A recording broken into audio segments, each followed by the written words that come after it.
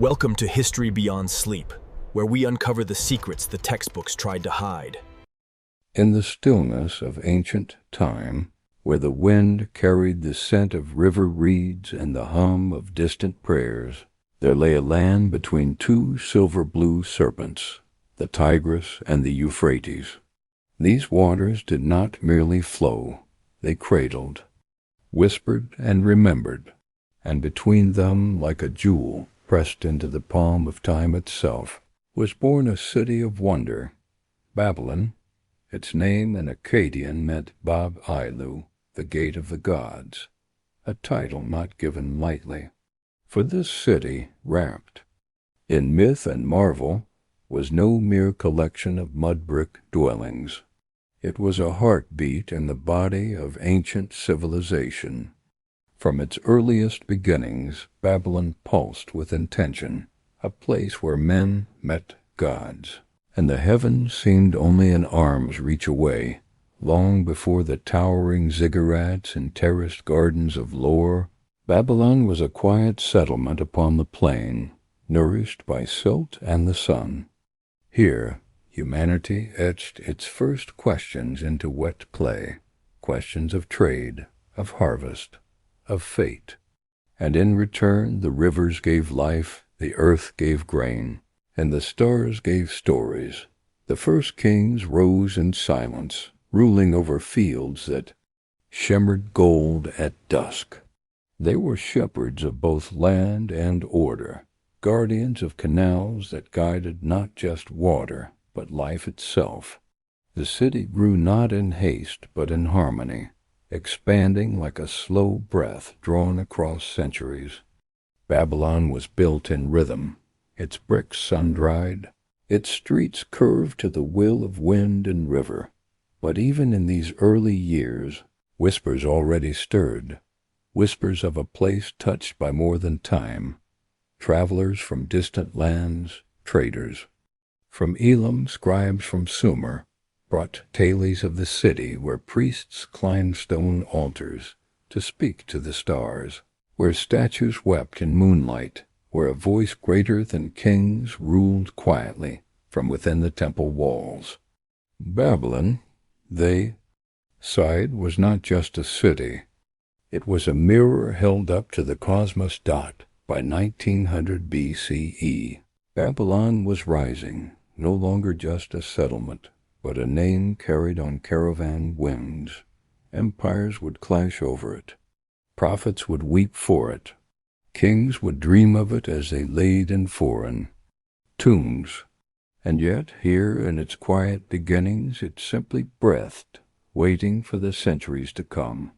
The walls would come later, those high, thick ramparts that would one day defy time and siege alike. So would the hanging gardens, the libraries of fire, and the ziggurat that would try to kiss the stars. But first came soil, stone, and story, the slow layering of memory and myth as dusk fell over early Babylon. The city glowed not with torches, but with the shimmer of possibility. Children fell asleep to lullabies of Enki and Ishtar. Temples rose like mountains of meaning, and beneath it all, the earth listened. For in every city that survives the fall of time, there is something deeper than architecture, something older than law. In Babylon, that something was an idea, that here in this sacred space between rivers, the divine could be touched and perhaps understood. So begins our journey, not with a roar, but with a ripple, not with conquest, but with the calm assurance of beginnings. Babylon stirs, and in the hush of history's breath we listen. Close your eyes now. Let the rivers murmur softly in your ears. We are only at the beginning, and the past has only just begun to speak. As the city of Babylon awakened to its purpose, the winds of history brought forth a man whose voice would echo through clay and time alike. He did not conquer with sword or siege alone, though he could. He conquered with law, with order, with the calm voice of reason chiseled in stone. His name was Hammurabi, sixth king of the first Babylonian dynasty, a figure both mythic and meticulous, a ruler who believed that, to shape a kingdom, one must first shape its justice. The year was around 1792 BCE, and Babylon, though no longer small, had yet to reach its grandeur. It was Hammurabi who would lift it from a regional city-state to the heart of an empire, not merely by uniting lands, but by uniting minds beneath a shared vision of right and wrong. Imagine him now seated beneath a canopy of date palms as scribes kneel at his feet, clay tablets soft in their hands. He speaks not of vengeance, but of fairness to the orphan, the widow, the merchant, and the mason. To build a city of gods, he must first protect the fragile trust of men. And so, from his thoughts was born something monumental, the Code of Hammurabi, not merely a set of laws, but a philosophy pressed into stone. It spoke of theft, of debt, of injury. It addressed false witness, dishonesty in trade, the duties of physicians and builders. It asked what should happen when a dam fails and floods a neighbor's field. What fairness means when a house collapses and the builder is to blame. What value a life holds, by class, by crime, by chance. Yes, it was harsh. An eye for an eye was no metaphor, it was a measurement. But behind its severity lay a deeper yearning, a world governed not by whim, but by principle. The Code, carved into a tall diorite stele nearly 8 feet high, stood like a monolith in the temple of Marduk for all to see. Not just for nobles, not just for scribes. The law was public. It was permanent. It was Babylon's new spine at the top of that black pillar, an image. Hammurabi stands humbly before Shamash, the sun god and deity of justice, the divine hands over a ring and a rod, symbols of kingship and law. It is not the king who invents justice, the carving whispers, but the gods who entrust it to him. Through this subtle image, Hammurabi positioned himself as more than a man, a bridge between heaven and earth, a whisperer of divine will, a mortal scribe writing what the gods have already spoken. Yet history is never only truth. It is also performance. Was Hammurabi just? Perhaps, but law also centralizes power. And as his code spread, so did his rule over Sumer, Akkad, Mari, and beyond. He unified Mesopotamia not just by chariot, but by courtroom. Babylon became more than a capital. It became an idea. Even as centuries passed and his dynasty faded, the stele endured, buried in the earth, forgotten, then rediscovered nearly 3,000 years later by French archaeologists in the ruins of Susa, far from Babylon, moved, perhaps, by a later king who admired the wisdom of old. Even removed from its birthplace, it still spoke, its Akkadian lines still legible, still resonant. In the modern age, the Code of Hammurabi is seen not merely as history, but as legacy.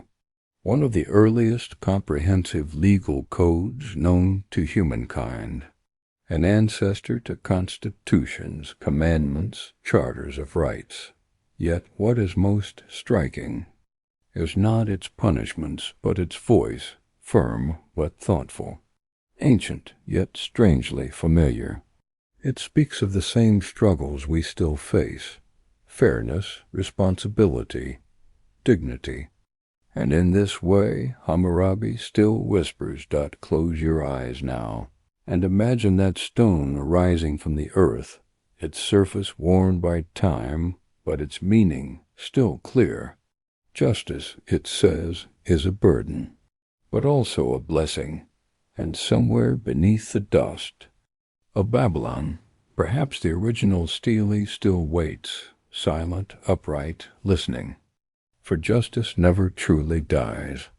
It only sleeps beneath the burning sky of Mesopotamia, where stars shimmer like forgotten memories.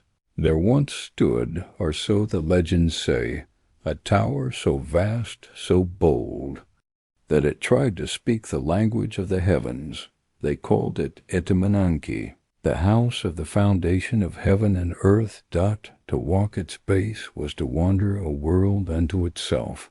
To gaze upward was to lose yourself in sky.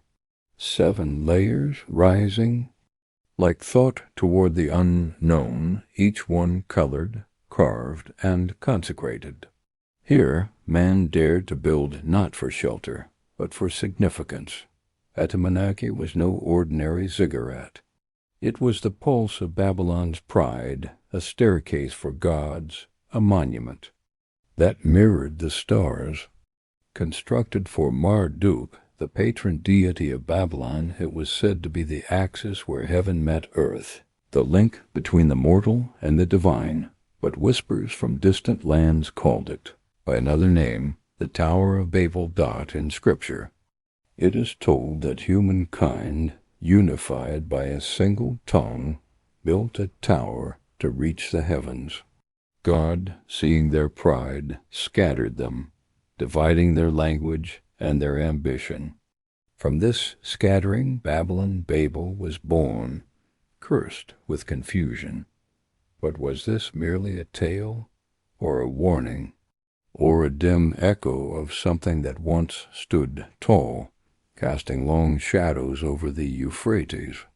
To the Babylonians, the tower was no sin. It was a sacred offering, a gift to Marduk, who watched from his celestial throne. Rituals spiraled its ramparts. Priests climbed its steps, offering incense to the sky. They did not seek to rival heaven, but to draw near, not through arrogance, but devotion. Yet in the heat of summer, the bricks would crack. In the weight of empire, the structure sagged. And time, the most patient of destroyers, began to whisper its undoing. Alexander the Great, upon reaching Babylon, saw only the ruins of Etemenanki.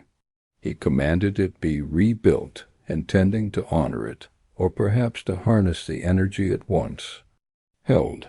But fate intervened. He fell ill. He died. The tower never rose again. What truth lies beneath the legend? Archaeologists debate.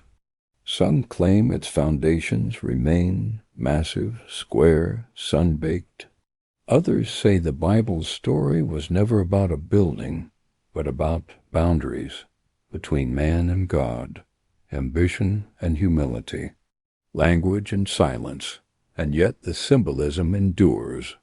The Tower of Babel remains one of humanity's most enduring metaphors for unity, for division, for dreams too tall to hold. In dreams, we still climb. Each generation builds its own Babel, towers of knowledge, towers of code, towers of steel. We reach upward, not always to defy the divine, but to understand it. And perhaps that was always the purpose, not to conquer the heavens, but to feel the wind of them on our face. Tonight, as you drift, imagine walking at spiral descent, a sacred silence surrounding you, your footsteps light on ancient stone, the city far below, a mosaic of fireflies, and above you, stars waiting to be touched. In the end, the tower may not have touched heaven, but it reminded heaven that man was dreaming. Close your eyes now. Let your breath rise like steps. and feel the warmth of a tower that once kissed the sky dot in the heart of a land where the sun scorched earth and stone, there thrived a story unlike any other, a garden suspended between earth and sky, a whisper of paradise cradled by human hands. They called it the Hanging Gardens of Babylon, a marvel spoken of in awe by poets and travelers alike, a place where vines curled around terraces that hung like clouds, where fragrant blossoms blossomed against a backdrop of endless sand. Water danced in streams and fountains summoned from the rivers below by clever engineers, breathing life into a desert dream. Yet, for all its beauty, the garden has remained elusive, a ghost in the history of Babylon. No definitive trace endures beneath the dust. No scroll from Babylon itself names the wonder. Some say it was the longing of a queen, Amatus, who yearned for the green hills of her homeland. Others whisper it may have been an invention of later storytellers, a symbol of human yearning to create paradise and harshness. Could such a place truly have existed? Or was it a metaphor, a memory of earlier gardens woven into legend? As we wander softly through the murmurs of history, we find voices both for and against. Greek historians, centuries removed, describe the garden in rich detail. Terraces built high, trees shading stone walkways, exotic plants brought from distant lands. Yet Babylonian clay tablets remain silent on the matter. Perhaps the garden was not in Babylon at all. Some scholars point eastward, suggesting the gardens belonged to the city of Nineveh, or were an idealized invention inspired by Assyrian marvels. But whether fact or fancy, the garden speaks to something deeper. The human spirit's resistance to barrenness, the dream of beauty where none should bloom. A fragile oasis carved from ambition and love, or the fragile bloom of hope in a harsh world. Imagine now the soft rustle of leaves, the trickle of water and the scent of jasmine on warm air. Imagine the queen wandering terraces that defied gravity, a sanctuary of calm amidst empire's chaos. Whether the garden ever bloomed in full or only in memory, its story teaches us about longing for home, for peace, for a moment held in eternal bloom. And as night settles around you, breathe in that garden's quiet mystery. Let its impossible beauty linger in your dreams. For sometimes what never was can be the most powerful truth of all. Close your eyes now. Feel the gentle sway of branches, and drift beneath a sky where gardens hang between earth and stars. The name Nebuchadnezzar stirs images vast and vivid, a king of towering ambition, whose footsteps echoed like thunder across the plains of Mesopotamia. He was the architect of Babylon's golden age, the dreamer who shaped the city's walls, gardens, and temples into monuments of divine grandeur. Yet behind every triumph lies a shadow, long, shifting, and often unseen. Nebuchadnezzar II ruled in the 6th century BCE, a time when Babylon was more than a city. It was the heart of an empire, stretching across deserts and rivers where cultures collided and histories intertwined. His reign was marked by conquest and creation. He rebuilt Babylon's walls thicker than before, stronger than ever, and raised the fabled Ishtar Gate, glazed in lapis lazuli, a shimmering threshold to the sacred. His gardens climbed the sky, his temples reached for gods, but power is a delicate flame, flickering between brilliance and darkness. Behind the stone and gold lay the burdens of a ruler, wars waged, lives uprooted, families scattered. Nebuchadnezzar's legacy is entwined with both glory and sorrow. The exile of the Jewish people, the whispers of madness in ancient texts, the dreams of beasts and kings. Some tales speak of a monarch humbled by visions, forced to live as a beast before regaining his throne. Was this shadow real? A curse? A symbol? Or the weight of history bending a man beneath its weight? In the quiet places between legend and record, Nebuchadnezzar's shadow teaches us that even those who reach for the heavens carry the heaviness of earth. Greatness is never without cost. As dusk falls over the ruins of Babylon today, the remnants of his reign stand silent, stones warmed by centuries of sun. They tell stories not just of kings, but of the countless souls who lived, loved, and dreamed beneath his gaze. Tonight, as you close your eyes, let the echo of Nebuchadnezzar's footsteps soften to a whisper. Feel the pulse of an empire's heartbeat, fierce and fragile, shining and shaded. And know that every shadow has its own story waiting to be told. Long before ink graced papyrus and scrolls unrolled beneath candlelight, there was clay, soft, pliable, and waiting to hold the story of a people. And the heart of Babylon's scribes dipped their reeds into the wet earth, pressing wedge-shaped marks that would become the world's first known script, cuneiform. Each tablet was a small universe, inscribed with the affairs of kings, merchants, priests, and dreamers alike. Through these impressions the city spoke, not with voices, but with symbols, a language crafted between earth and sky. Cuneiform was more than mere words. It was a bridge between the human and the divine. Astronomical charts mapped the dance of stars, predicting cycles of moon and sun. Medicinal recipes whispered cures born from nature's own hands. Myths and prayers carved the mysteries of gods. And men? Even mathematics found its roots here. Numbers weaving into equations, measuring time and space with quiet precision. In this language of clay, Babylon's knowledge was immortalized, a message sent across millennia, waiting patiently beneath layers of dust. It was a language not easily learned, mastered only by scribes who trained for years, guardians of wisdom and memory. Their hands shaped the future, letter by letter, tablet by tablet. But even as they wrote, they knew the fragility of their craft. Clay can crack, clay can crumble, and stories can be lost in the shifting sands of time. Yet thousands of these tablets survive, unearthed in silent ruins, their impressions still clear. They offer us glimpses of a world where humanity sought to understand itself, its laws, its dreams, and its place in the vast cosmos.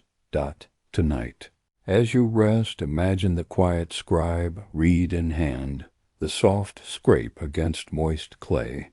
Imagine the sky above Babylon, vast and starry, reflected in those ancient writings. Let the rhythm of their silent stories lull you, a timeless whisper from the past. Close your eyes now.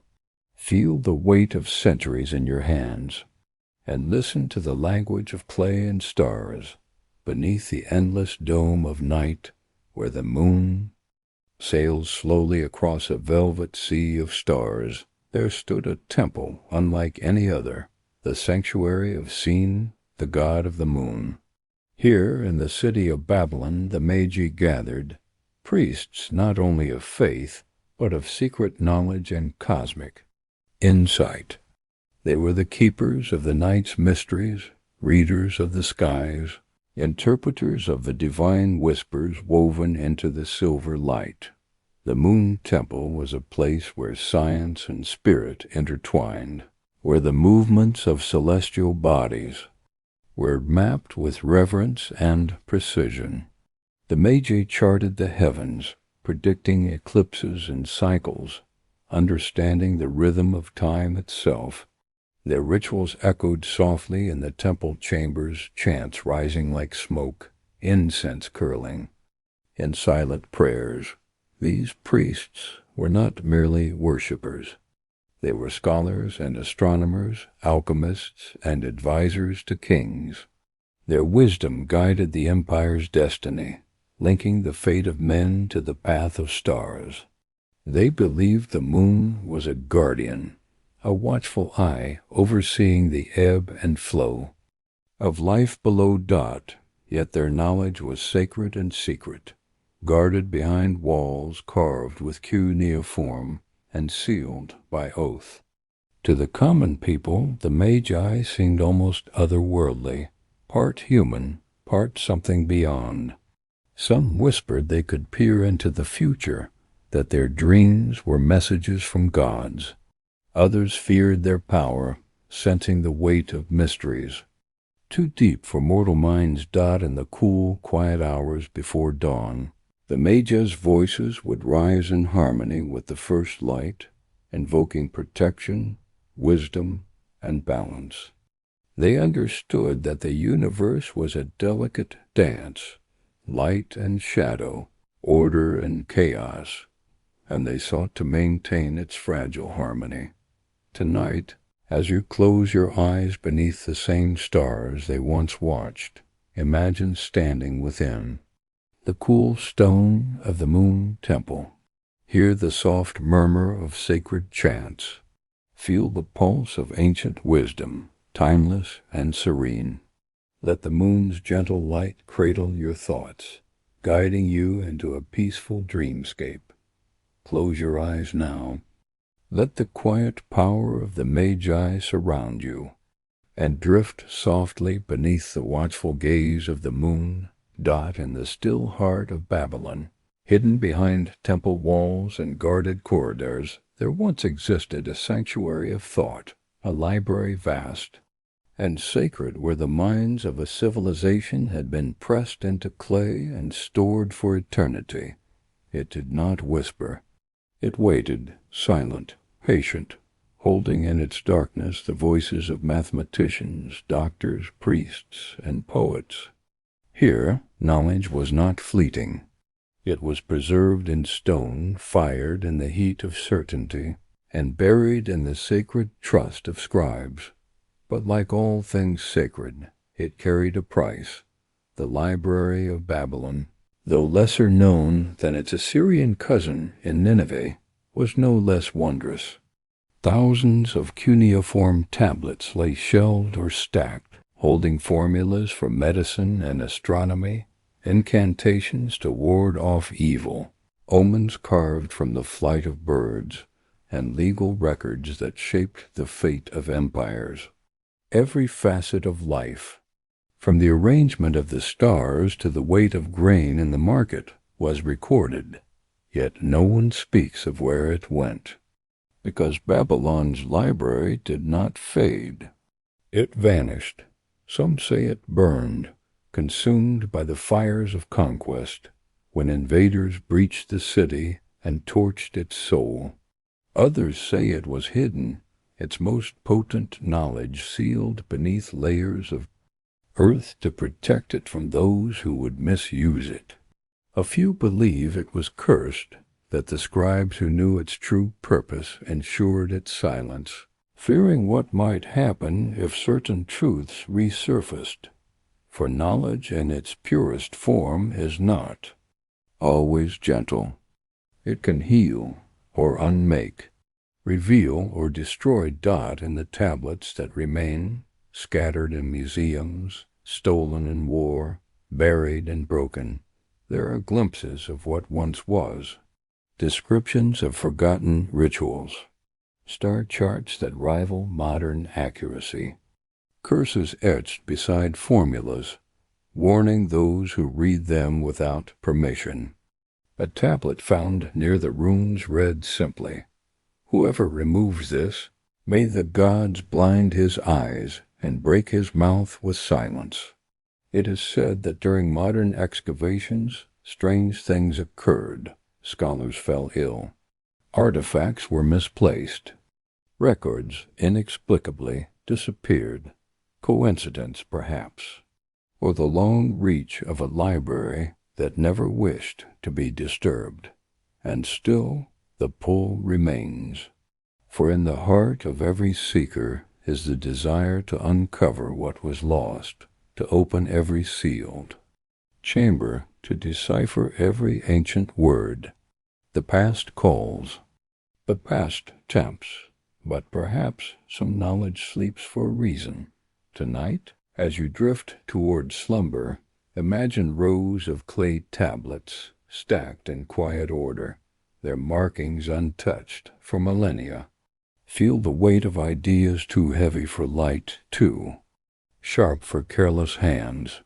And in that silence let the thought settle. Not all libraries are meant to be read. Some are meant to be remembered softly from a distance. Close your eyes now. Let the knowledge remain still, and sleep beneath the hush of a library that still holds its breath. Behind every great city, every king's decree, and every temple's prayer, there are hands that go unseen, hands stained with clay, steady and disciplined, fingers that pressed meaning into tablets, line by line, stroke by stroke. The scribes of Babylon, the quiet craftsmen of memory, they did not wear crowns. They did not ride in chariots or command battalions, but they wielded a power more enduring, the ability to write. In a world where few could read and fewer still could record, the scribes were bridges between worlds, the spoken and the remembered, the fleeting and the eternal. From sunrise to sunset, they bent over soft clay tablets, dipping sharpened reeds into water and shaping thought into form. Their script, cuneiform, was a forest of wedges, simple, yet vast in meaning. A mark could be a number, a sound, a god. They wrote the laws of Hammurabi, the hymns to Ishtar, the grain counts, the lunar cycles. They recorded the births of kings and the prices of cattle. They captured myths, medicine, treaties, and dreams. Without them, Babylon would have no voice. And yet we do not know their names. They lived in the margins of history, serving the scholars, the priests, the rulers. They knew the heavens, but were buried in dust. Their tablets survive in fragments scattered across the globe, but the lives that created them have been lost in time's deep silence. Who taught them to read the stars? Who guided their hands as they pressed into clay? Who mourned them when they passed, these unseen architects of civilization? In their silence there is a deep and sacred lesson. Not all greatness makes noise. Not all wisdom is shouted. Sometimes it is the quietest among us who shape the future. Today, their tablets sit in museums, cold, behind glass, but the energy remains, the pulse of thought, the mark of presence. Each line they wrote was a prayer against forgetting, and though the wind has stolen their names, their work still speaks, not loudly, but clearly. Tonight, as you drift into rest, imagine the dim rooms where scribes once worked, walls lined with shelves, the flicker of oil lamps, the smell of wet clay. Hear the soft tap of reed on tablet, the breathing of those who carried entire worlds in their minds. Close your eyes now. Honor the silence of the scribes, and let their quiet wisdom watch over your sleep.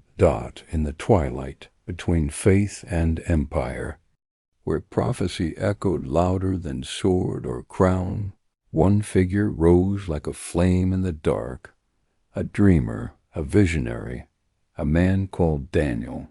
His story, preserved in scripture and memory, begins not in Babylon, but in captivity.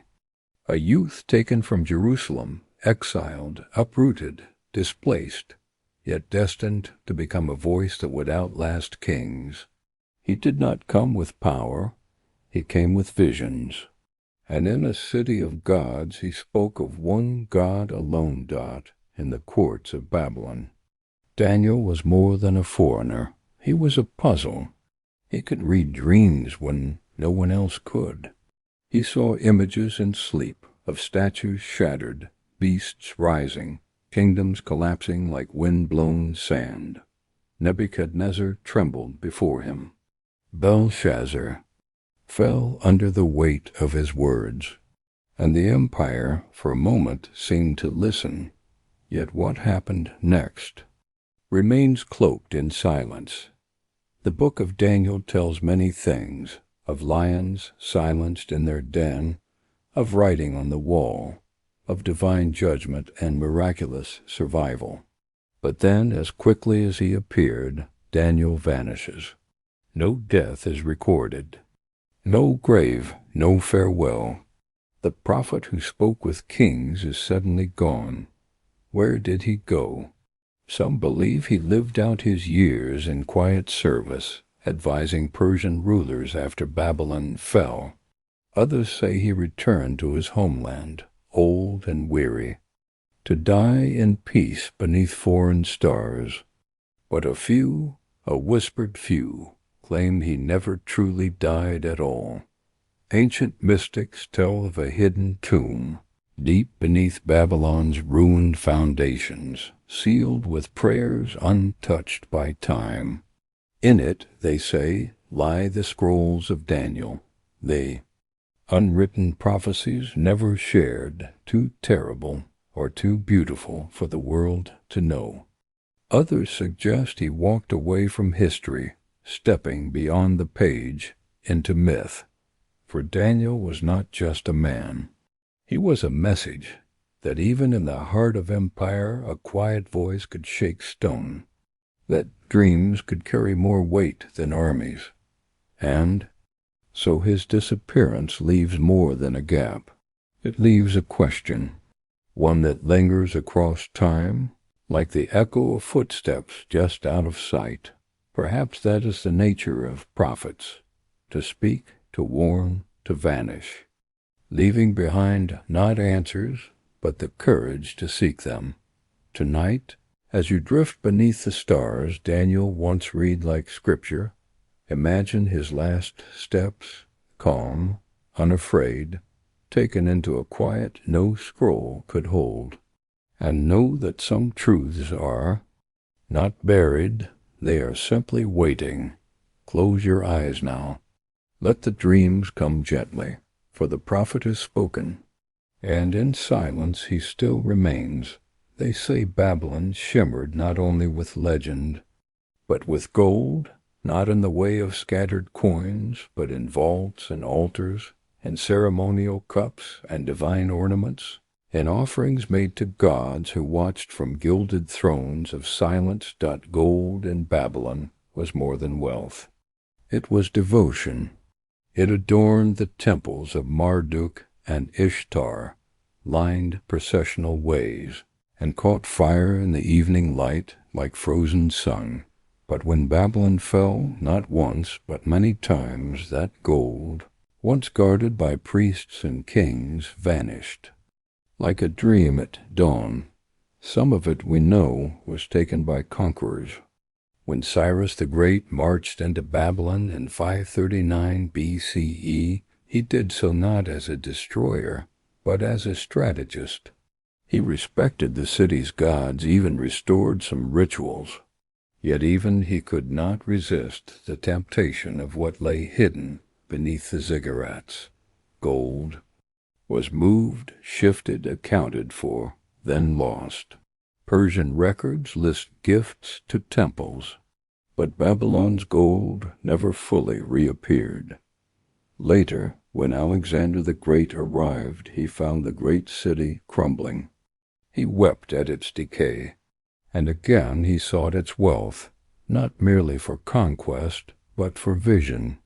He dreamed of rebuilding its splendor, but death claimed him first, and the gold?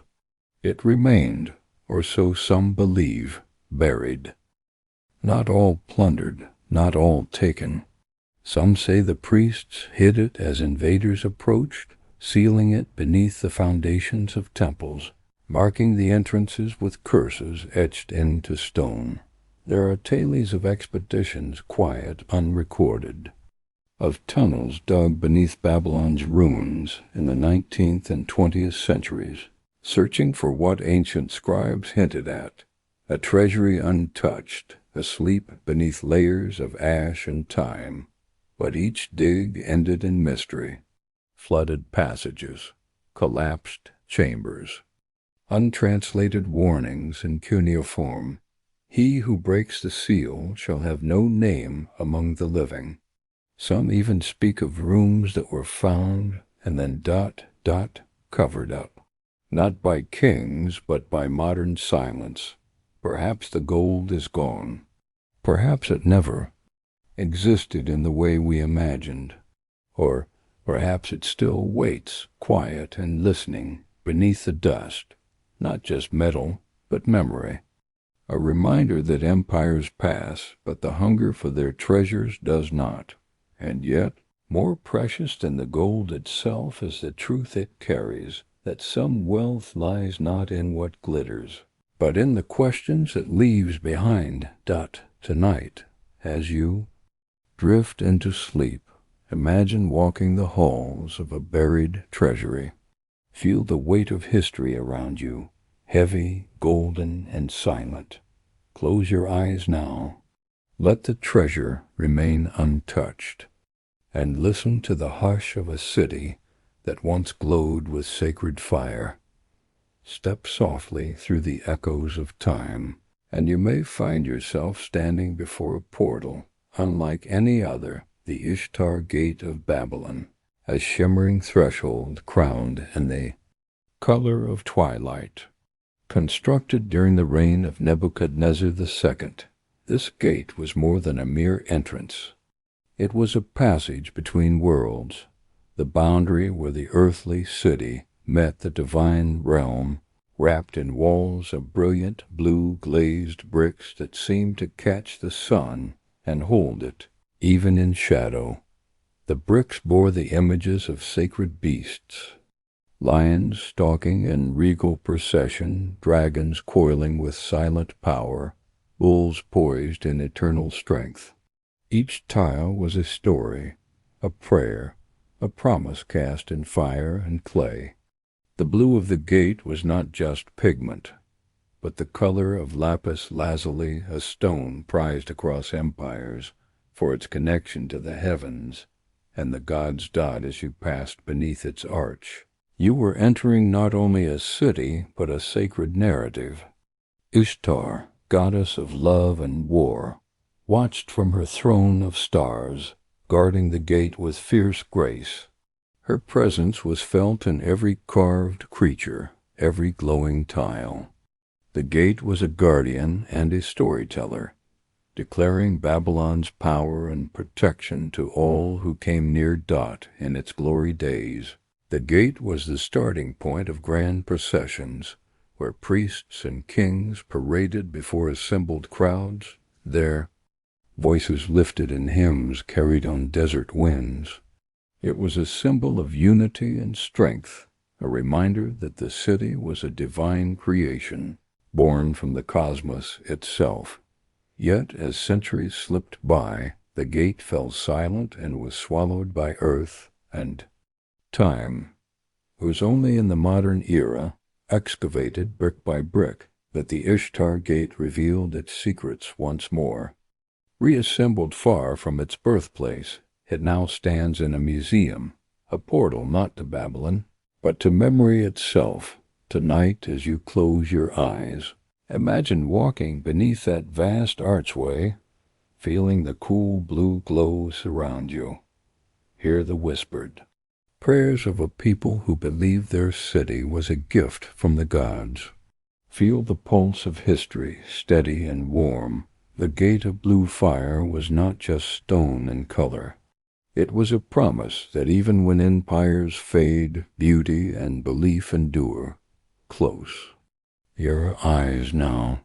Step softly beneath the arch, and let the blue fire light your dreams dot in the quiet chambers of Babylon's ancient archives. Beneath the weight of stone walls and the hush of oil lamp shadows rested thousands of clay tablets, small, unassuming, and yet infinitely profound. They did not boast like monuments, nor gleam like treasure, but within their grooves lay secrets, vast enough to shape empires and tremble stars. Pressed into clay with styluses carved from reed, these stone tablets recorded not only contracts and inventories, but something far more delicate, the thoughts of a civilization. Babylon's tablets were mirrors of the mind, etched with hymns, rituals, spells, medical instructions, and cosmic diagrams. They held epics like the Enuma Elish, which told of creation and the birth of gods. They held star charts so precise they could forecast eclipses centuries ahead. There were tablets on liver divination, used by priests to read the will of gods through animal entrails. Others described the rituals to soothe angry deities, or summon healing through herbal tinctures known only to temple healers. Still more were filled with numbers, calculations that hinted at a mathematical brilliance, lost for millennia. The Babylonians used a base 60 system, allowing them to divide time into 60-minute hours, to mark circles with 360 degrees. Ideas still used today, whispered echoes of clay mines. But within these tablets, there were also mysteries, untranslated passages, symbols whose meanings have been lost, personal notes from scribes or strange corrections, as if someone had changed their mind mid-revelation. Some tablets were buried deliberately, sealed with care, as though they were too sacred or too dangerous to be shared. There are those who believe certain tablets were reserved for the elite, not kings, but priest astronomers, the barely visible hand behind Babylon's spiritual order. These secret writings may have charted more than planets. They may have held predictions about floods, invasions, even the fall of cities. Could Babylon's fate have been foretold? Did the scribes write down what they feared, and then bury the truth with themselves? We may never know what we do. Know is this, that these tablets, thousands of years old, still live, not with breath, but with intention, not with voice, but with memory. Each time a scholar brushes dust from their surface, each time a symbol is deciphered after centuries of silence, the past takes a small breath and becomes present. Tonight, as you rest, imagine the soft sound of stylus on clay, the firelight flickering in a scholar's eye, and the slow unfolding of knowledge meant to outlast time. Close your eyes now. Let the secrets sleep beside you. And trust that wisdom, even when buried, always finds its way back to light. Some cities fall in fire, some in floods. Some vanish beneath volcanic ash or the sword's edge. But Babylon, once the jewel of the world, fell with neither scream nor flame. No great battle echoed in its streets. No thunder of siege engines shook its walls. Instead, it was undone by a whisper, by the soft shuffle of sandals beneath starlight, and the opening of gates. From the inside, it was 539 BCE, and Cyrus the Great, king of Persia, was advancing. His armies moved with precision, not just strength. Rather than storm the city, he waited, watched, and listened for the cracks that time and politics had carved. Babylon was no longer united in its glory.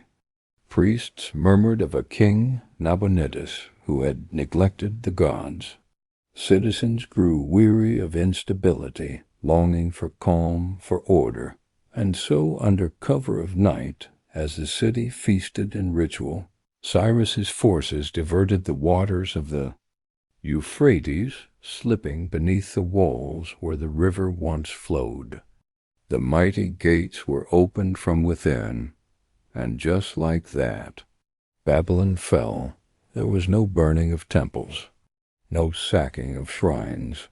Cyrus entered not as a destroyer, but as a liberator. He restored the rights of the city's peoples. He honored their gods.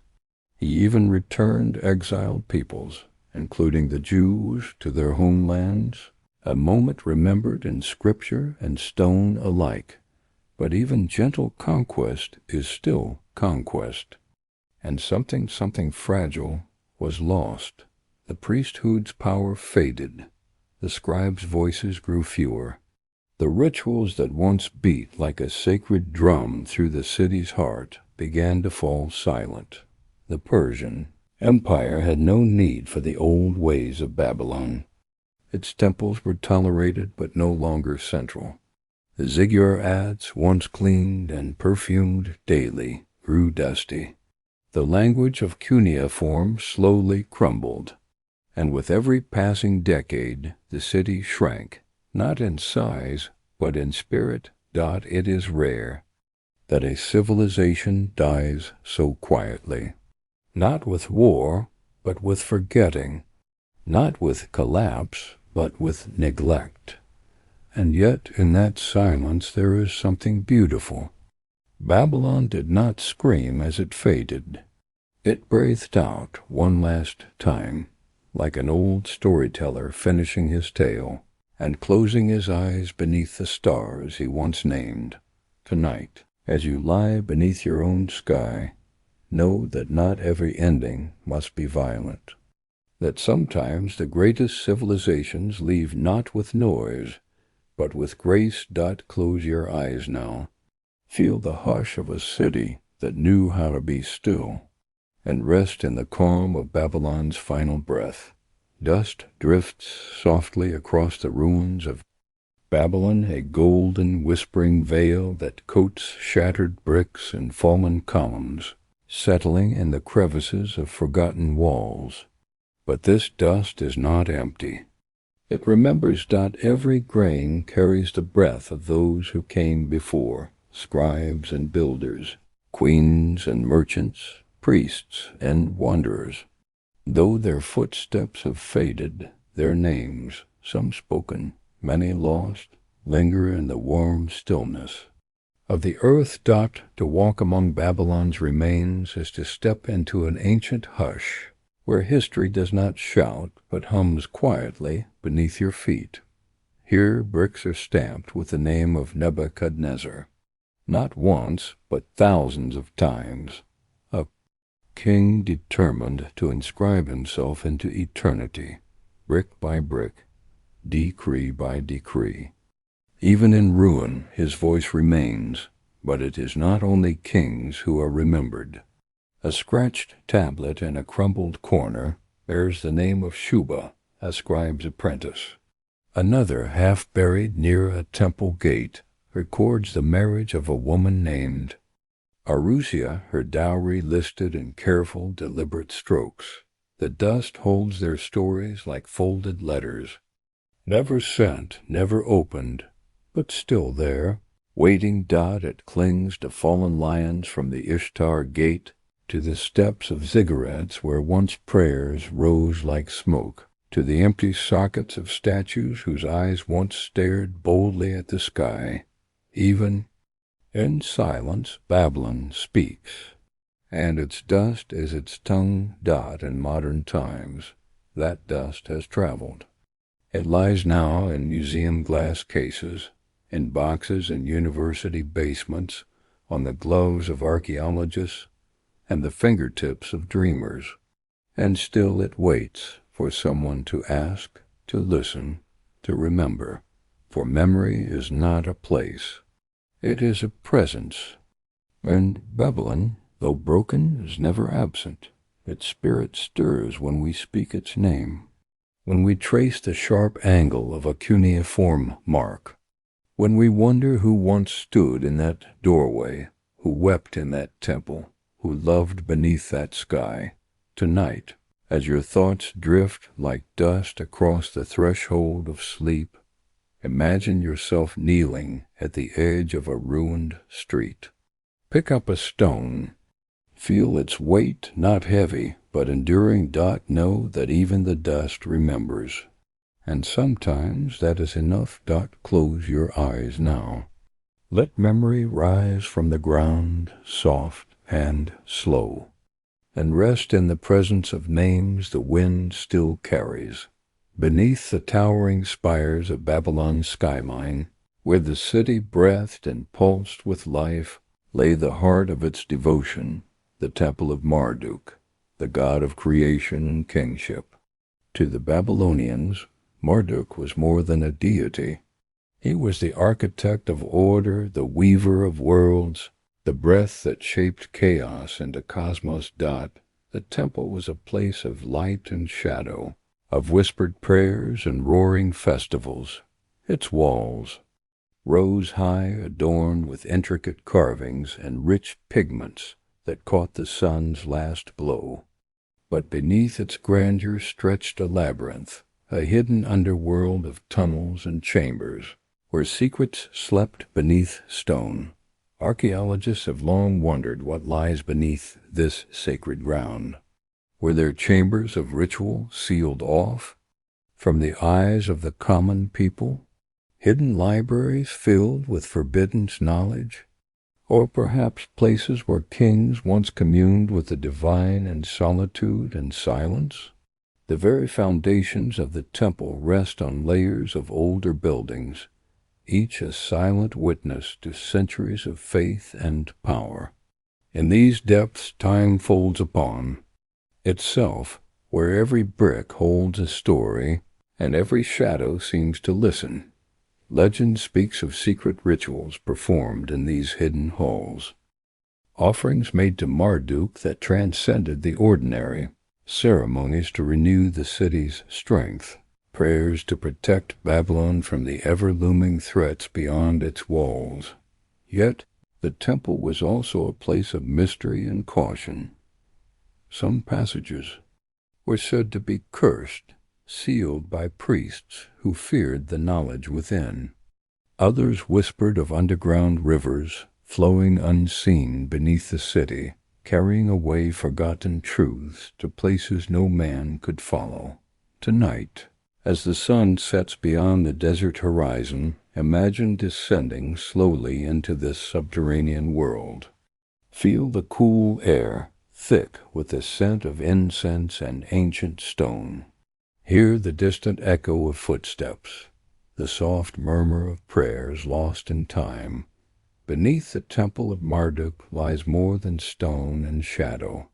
It holds the pulse of a civilization, its fears, its faith, its silent longing. Close your eyes now. Let yourself sink into the cool calm beneath the city, and rest in the sacred stillness where gods once walked. In the shadow of Babylon's great monarchs, those whose names thunder through history, there lived a multitude of kings whose stories have softened into whispers. They are the forgotten kings, rulers who held the scepter for brief moments, whose deeds slipped through the cracks of time. Yet in their reigns they carried the weight of a civilization, the hope of a people, and the fragile thread of continuity. These kings built walls and temples, enacted laws and led armies, yet their names rarely grace the tablets that survive. Their legacies are scattered in fragments, a damaged inscription here, a broken seal there, a mention in the writings of a foreign chronicler. Some ruled during turbulent times, caught between empires rising and falling. Others inherited kingdoms fractured by politics, religion, or war.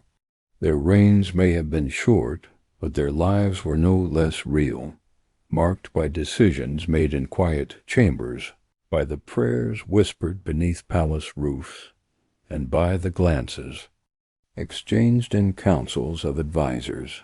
The Chronicle of the Kings, a collection of royal annals, speaks little of these rulers. Instead, it prefers the grandeur of Nebuchadnezzar, the triumph of Nabonidus, the drama of conquest. But buried beneath the celebrated tales are the stories of kings who sought to hold Babylon together when the world was fracturing. Their names may be lost, but their actions shaped the city's fate, maintaining trade routes, managing famines, negotiating fragile peace. In times of unrest, their leadership was the quiet thread that prevented collapse. In times of peace, they were the gardeners tending Babylon's fragile bloom. Tonight, as you settle into the quiet moments before sleep, imagine walking through a gallery of shadowed portraits, faces faded by time yet full of dignity and purpose. Hear their unspoken prayers, their muted triumphs, their silent burdens. Remember that history is not only made by the great, but also by those who quietly hold the line. Close your eyes now. Let the forgotten kings walk beside you, and rest in the calm strength of those who stood in silence, long before Babylon rose. In stone, before kings wore crowns and temples touched the sky, the Euphrates River flowed. It did not seek glory. It did not command armies.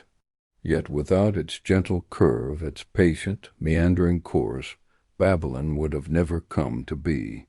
The Euphrates was more than water. It was life. Its floods carved the land into fertility, nourishing fields of barley and wheat, quenching the thirst of the mighty city and the humblest shepherd. Boats glided over its current, carrying cedar from the north, lapis from the east, and stories, oh, so many stories, passed down by fishermen, traders, priests. The river knew secrets. It watched as the ziggurat of Marduk rose brick by brick. It listened as the Ishtar gate echoed with festivals. It saw lovers meeting beneath moonlight, and children chasing shadows near its banks. It flowed beneath bridges trodden by generations, some remembered, most forgotten. And when Babylon began to crumble, the Euphrates did not protest. It simply carried away the dust. A silent undertaker, a keeper of memory. There are whispers that beneath its muddy bed lie artifacts untouched, tablets not yet read, statues drowned but whole, even the remains of walls swallowed by the rivers. Slow embrace. Archaeologists once traced its old course, finding clues to temples long buried. But the river, like time, changes path. Its ancient bed is now farmland, its old ports covered in silt. And yet its voice can still be heard in the breeze, curling like smoke over the reeds. In Babylonian texts, the river was sacred. It was watched by spirits, honored with libations, its floods seen as both blessing and omen. Tonight, as you drift toward sleep, imagine standing at the river's edge, the water warm, dark, endless. Let its current carry your thoughts, slow and steady like memory itself. The Euphrates does not shout. It whispers, and those who listen may still hear Babylon's heartbeat beneath the waves. Close your eyes now. Let the river guide you, and dream with the rhythm of flowing water. In the age when Babylon's towers stretched toward the heavens, pilgrims journeyed from distant lands, drawn by the city's sacred mysteries and the promise of divine favor. Among them was a traveler known only in whispers, a pilgrim whose footsteps echoed softly through temple courtyards, but vanished before they could be traced. He came from the west, crossing deserts and rivers, bearing gifts of fragrant oils and sacred texts. His eyes held the quiet depth of one seeking more than temples and gold. He sought answers, a touch of the divine. This pilgrim was welcomed at the gates, given shelter among priests and scribes. He studied the rituals of Ishtar, traced the stars charted by the Magi, and spoke with reverence of a faith beyond Babylon's gods. But then, as suddenly as he arrived, the pilgrim disappeared. No farewell, no trace, no whispered rumor among the city's many voices. Some say he was taken by the gods, chosen for a secret destiny beyond mortal grasp. Others whisper that he uncovered a forbidden truth, something the priests wished to keep hidden, and was quietly removed. A few tell of a hidden passage beneath the city where the pilgrim descended and never ascended. His journey, incomplete, became legend, a quiet riddle for those who still seek. A story told beside fires at night, of faith and mystery intertwined like the weaving of stars and sand. His absence left a gentle void, a space for wonder. And in that space, questions bloom. What did he find? What truths slipped between his fingers? What dreams walked with him beyond the city walls? Tonight, as you close your eyes, imagine yourself walking beside this pilgrim through ancient streets under the soft glow of lanterns and moonlight. Feel the pull of the unknown, the delicate weight of secrets just out of reach. Let his journey become yours. A quiet step into mystery. Close your eyes now. Follow the pilgrim's path, and drift gently into the embrace of the unknown dot as the sun sets slowly over the vast desert, casting long shadows over the broken walls and silent streets. Babylon breathes its last light, not in a blaze of glory, but in a soft glow, lingering warmth of a civilization whose stories still flicker in the heart of the world. The towers may crumble, the gates may fall, but the spirit of Babylon remains, a candle held steady against the night.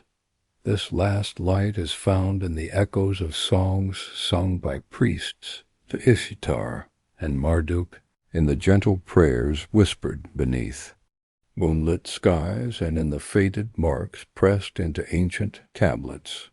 It is carried in the dreams of scribes who shaped history with reed and clay, and in the silent dust that remembers names long forgotten. Babylon's light is a quiet one, not a flame that consumes, but a lantern that guides, a soft beacon that calls across centuries. It reminds us that even in ruin there is beauty. Even in silence there is voice. Tonight, as you prepare to close your eyes, imagine that light glowing just beyond the horizon, steady and warm, inviting you to rest within its glow. Feel the calm of a city that has journeyed through time, and find comfort in the knowledge that some lights never truly fade. Close your eyes now. Let the last light of Babylon fill your dreams, and rest gently, cradled in the quiet warmth of history. Beneath the shifting sands that cradle Babylon's ruins, time sleeps in silence. The desert, vast and patient, covers secrets in layers of dust and wind, wrapping the ancient city in a quiet shroud. What lies beneath the dunes is not just stone and clay. It is the pulse of history, the heartbeat of a world long vanished. Archaeologists have dug deep, brushing away centuries with gentle hands, uncovering fragments of walls, temples, and everyday life. But for every discovery made, there are whispers of what remains concealed. hidden chambers, forgotten tombs, and stories that resist the light. The sands guard their treasures carefully. Sometimes they reveal a broken tablet or a shard of pottery. Other times they swallow entire palaces whole. The desert's voice is soft, but it speaks to those who listen with patience and care. Beneath the sands, echoes ripple of festivals held under star-filled skies, of markets bustling with traders from far lands, of prayers murmured in the cool hush of dawn. Tonight, as you close your eyes, imagine yourself beneath the surface, where dust settles softly on ancient bricks, and time folds like the petals of a hidden flower. Feel the cool calm of the earth, the steady breath of the past waiting to be known. Let the desert silence carry you gently to sleep. For beneath the sands, Babylon still whispers above the walls of Babylon, beneath the vast dome of the night. Sky stars shimmered like distant fires, silent watchers of a city's rise and fall. The Babylonians did not see them merely as points of light, but as living guides, gods in their own right, whispering secrets of fate, time, and destiny. Their priests, the Chaldeans, were scholars of the heavens, mapping the movements of planets and stars with remarkable precision. They read the sky as one reads a sacred text, each constellation a story, each eclipse a warning, each alignment a message from realms beyond. These celestial readings shaped everything, from the planting of crops to the launching of wars, from royal coronations to the quiet moments of prayer. The zodiac itself, as we know it today, has roots in Babylonian stargazing, a circle of animals and figures tracing the sun's path across the sky, a cosmic dance choreographed in clay and ink. Babylon's connection to the stars was more than science. It was poetry, prophecy, and a deep yearning to understand their place in the universe. Tonight, as you prepare for rest, lift your gaze and spirit to those ancient skies.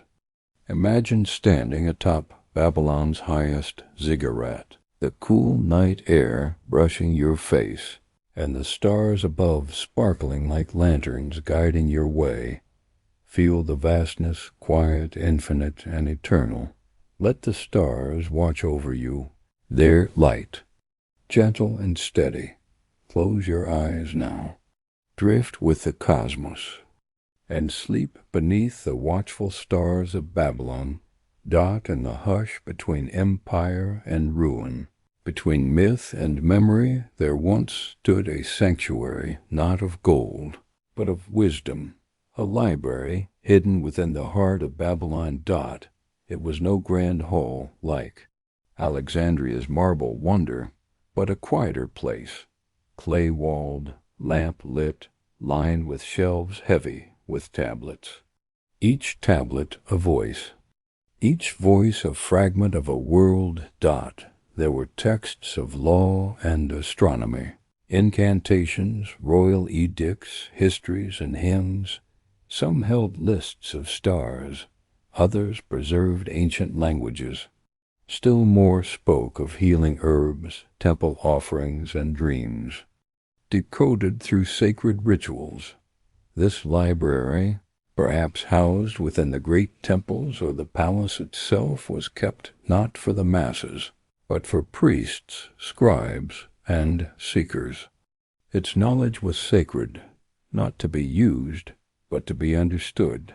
But as the city's fortunes faded, so too did its pages. Fires, floods, conquest, all left their mark. Some tablets were shattered. Others were buried for protection, or simply forgotten beneath the collapsing walls. What survived became fragments, and what did not became legend. There are whispers among scholars of lost texts, books never translated, never even found. perhaps records of hidden rituals or maps to knowledge too dangerous to preserve. And yet, in 19th century excavations, dozens of such tablets were unearthed near Babylon's temple precincts, many still unread, their symbols waiting silently. In museum vaults, to read one is to hear the voice of a long-vanished world, to meet the mind of a man or woman who lived and wrote 3,000 years ago. Their thoughts, once pressed into clay with care, are now soft echoes, fragile and timeless. Tonight, imagine walking into that library, lit by flickering oil lamps, the air warm with dust and history. Run your hand across rows of tablets, each humming with ancient thought. Close your eyes now. Let the silence of unread words surround you, and sleep in the sanctuary of forgotten knowledge. Beneath the gentle flow of the Euphrates, where waters swirl and shimmer in the fading light, lie secrets of life's final journey, the tombs of Babylon. Burial in this ancient city was a sacred rite, a passage from the world of the living to the eternal realm of the gods. Yet, unlike the towering ziggurats and grand temples, the tombs were often hidden, quiet places where earth and water met, in delicate balance. Some were simple graves marked only by a stone or pottery shard, resting places for common folk whose lives shaped the city's everyday rhythm. Others were more elaborate, family tombs, sealed chambers beneath the cities, foundations where kings and priests lay in wait beneath layers of earth and ritual. The river itself played a role in these rites, its waters a symbol of purification and renewal, carrying the souls gently toward the next world, just as they carried life to the city each day. Ancient texts speak of funerary processions winding through the streets, priests chanting prayers to guide the dead, and offerings placed to ensure safe passage. But the river's shifting currents and centuries of flood have long since obscured many tombs, turning stone to sediment, hiding the resting places beneath layers of silt and shadow. Archaeologists have discovered burial sites on the river's edge, tombs filled with pottery, jewelry, and inscriptions, but many more remain lost, swallowed by time and water. There are tales of treasures found alongside the dead, not for the living's greed, but as gifts for the gods, tokens of respect and hope. Tonight, as you close your eyes, imagine yourself beside the riverbank, the soft murmur of water weaving through reeds, the quiet reverence of a city that honored its dead with love and care. Let the river's gentle song lull you. Rest now, cradled in the peace of forgotten tombs, and dream beneath Babylon's eternal sky. Though Babylon's walls lie in ruin, and its streets are silent beneath the desert sun, its spirit has never truly vanished. It waits quietly, in whispers of wind through date palms, in the rhythm of the Euphrates, in the stories passed from one generation to the next. The city's heartbeat pulses beneath the surface. In archaeology's patient hands, in scholars' careful translations, in the echoes of ancient songs that still stir the soul. Across centuries, civilizations have risen and fallen, but Babylon's legacy endures, not as bricks or gold, but as a dream of order born from chaos, as a testament to human creativity, faith, and resilience. In modern times, new efforts seek to breathe life back into its memory, through preservation, study, and quiet reflection. Babylon is no longer lost. It is found again, not in grandeur, but in understanding and reverence. Tonight, as you prepare to rest, imagine standing among the ruins at dawn, feeling the cool earth beneath your feet, listening to the soft stirrings of a city awakening once more, not as a place, but as a presence. Let Babylon's spirit wrap gently around you, a quiet flame in the darkness, steady, warm, enduring. Close your eyes now, breathe in the calm of centuries, and rest in the gentle return of a timeless city's soul.